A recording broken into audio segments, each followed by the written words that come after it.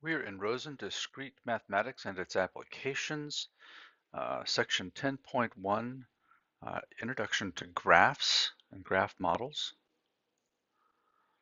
In our video, we will focus upon introduction and the taxonomy, and I'll leave it to the reader or other videos to tackle examples of graph models. What is a graph? We have various concepts of the word graph from various other aspects of mathematics, a plot of points, if you will. These are a different type of graph where we talk about a graph being a set of vertices and a set of edges. And each edge has either one or two vertices associated with it called endpoints, and an edge is said to connect the endpoints. Here we have an example of a graph with 4 vertices and 5 edges. And just a couple of notes. Again, these are not the types of graphs where we're plotting a function. These are graphs where we're connecting vertices with edges. It generally does not matter whether the edges cross or not. We could have drawn this edge to go around C and not have had a crossing. In general, it's okay if they do cross, although there are some instances where we'll be concerned with trying to draw them where they don't cross later. But in general, you don't have to worry about that. And in almost all cases, in fact, every case in this course, we will deal with finite graphs. It is possible to consider an infinite graph, but we don't do so in our course. Okay, so what kinds of graphs might we encounter? Well, there is the simple graph where an edge connects 2 different vertices and no 2 edges connect the same pair of vertices. A multigraph allows multiple edges to connect the same 2 vertices. And if you have more than one edge between 2 vertices, we say that it has a multiplicity of greater than 1. If you have an edge that connects a vertex to itself, it's called a loop. And you might encounter a loop in what we call a pseudograph, which also allows multiple edges. So the graph on this slide would be a pseudograph. There is some lack of standardization in graph theory, so you need to understand the context in which you're encountering graphs, but in general, the terminology used in this textbook is quite common. Okay, so those were undirected graphs, which I kind of mentioned again at the bottom of this slide.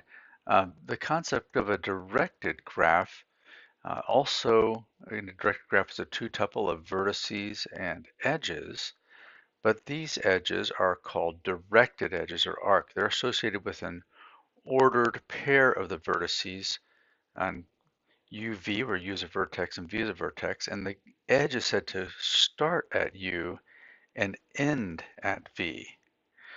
The examples on the prior slides all had to do with undirected graphs where the edges only terminated at U and V. They didn't start at one and end at the other. But that is the case with directed graphs. All right, so what kinds of directed graphs might we encounter? Well, there's the simple directed graph, has no loops and no multiple edges. Here's a directed graph with 3 vertices and 4 edges. And even though there's an edge between B and C and B, we wouldn't call that a multigraph because those would be 2 different ordered pairs. But we can have a directed multigraph that does have multiple directed edges. Here we have down at the bottom 2 directed edges between B and C. And then we also allow a loop to occur on a directed multigraph.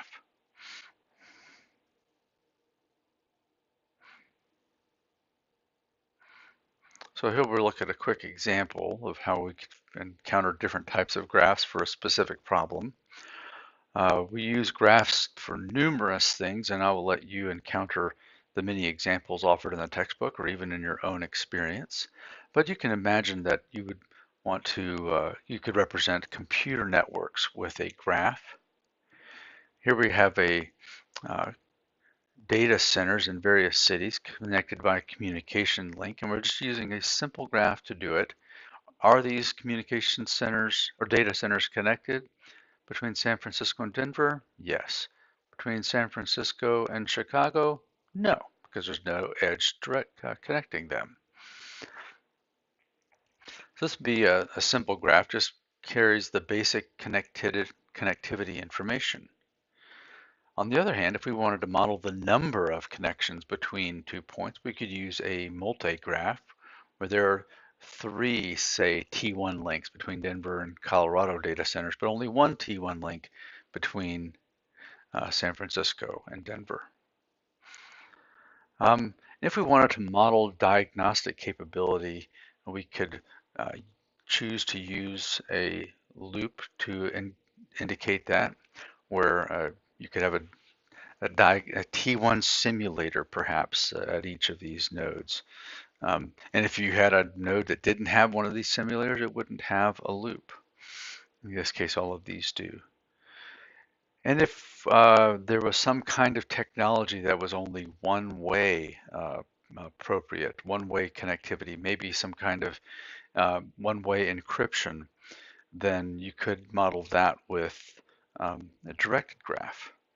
So here, Chicago and Denver have multiplicity of two of these one-way links, whereas San Francisco has multiplicity of two going from San Francisco to Denver, but only multiplicity one going from Denver back to San Francisco. So maybe San Francisco is a repository of in some sense and doesn't need to draw as high a data rate from Denver as Denver does from San Francisco.